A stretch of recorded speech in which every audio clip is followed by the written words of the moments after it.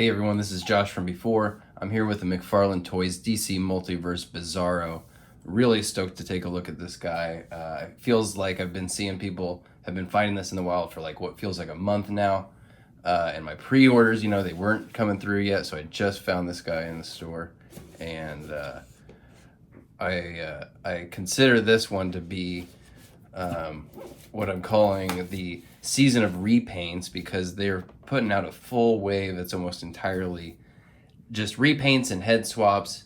This one I think is maybe the least offensive repaint of those, because there's quite a bit of new stuff here, but it is, the repurposed infected Superman body is what they're working on top of. But let's get into him. We'll find out if he's an annoying repaint or if he holds his own. So again, a repaint, isn't necessarily a huge point of contention with me if they do enough different things. I mean, I don't think right now that Todd's in the in danger of doing the Marvel Legend kind of scale of repurposing molds. So it's not necessarily a huge ding for me right out the gate.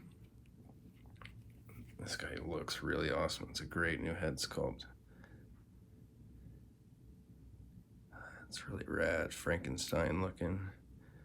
Paint doesn't quite match from the neck to the head, but it looks a little better when you look at him from the front. But there is quite a difference in those colors. Love that expression on his head, on his face. It's a really a great head sculpt, I think, is even though it doesn't move, the expression doesn't change. When you change the sort of body language of the pose, it takes on kind of a different meaning, So this is a really, really good head, I think. He looks dumb and confused, or he looks angry and mean, or he looks kind of sad and thoughtful. That's really great head sculpt. So again, this is a repurposed infected Superman body. They've changed the head, they've changed the cape, they've changed this S obviously for the reverse S, and they've changed the mold on his briefs here. But everything else is, if you've seen that figure before, well, I mean, it was a great figure as infected Superman, and this is really nice looking here. I love the. It's a much thicker cape. They've been playing around with like thinner ones, like this Superman, infected Superman, really thin material right there, and this is much thicker, and obviously more of a static, just draped over his shoulders look instead of being windswept.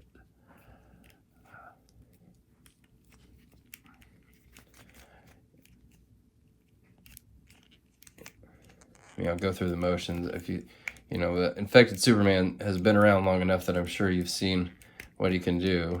He's got the double elbows, compared to the single elbows of this first Superman, which is nice. He's got really good range in his legs and double knees.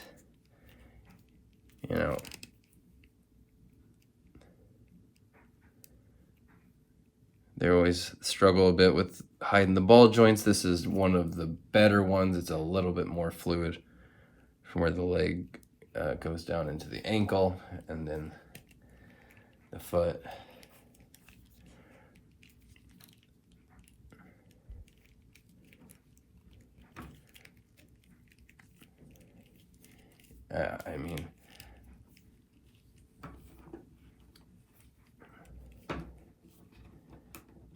I really love the way this guy looks, but if you already have that first Superman, it's not quite as fresh of an experience, which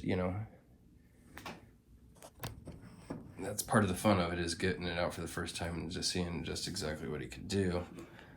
And that's kind of, I think, why people get so disappointed with repaints.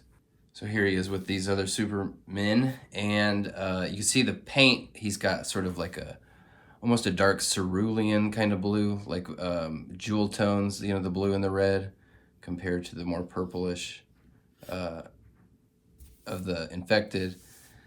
You can see what a difference it makes, even though it's the same body, what a big difference it makes by just having the briefs be the same color.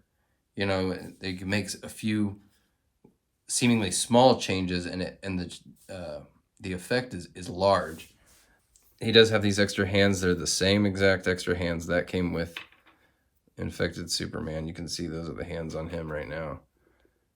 He's the same ones, and they're great, very expressive gesture hands that, like, his face could mean he's attacking. It could mean he's monologuing or making some profound speech, but they are the same hands again. It is basically a re-release. But if you didn't get this Infected Superman, which it was part of a Build-A-Fig wave, so he cost $5 extra, and maybe he's kind of a weird what Infected Superman, did he appear in like one page of one issue of something? He's not as well loved and well known as Bizarro. So if you skip the Superman, it's a no-brainer to pick up this Bizarro. It's a really great figure. But if you already got this, and it's not like a character that's you're just dying to have, you wouldn't be missing too awful much if you decide to skip it. But that's just where I'm coming from. Obviously, I have a lot of these multiverse figures. But if you're one that makes sort of more careful choices about which ones you pick up, and you don't have this Infected Superman, you should really, really consider this guy, because he's super fun and really looks really cool. But I think I'm going to call it on this one. I don't have too awful much to say since we've seen him before, but that's it for Bizarro. I'll see you guys on the next one. Bye.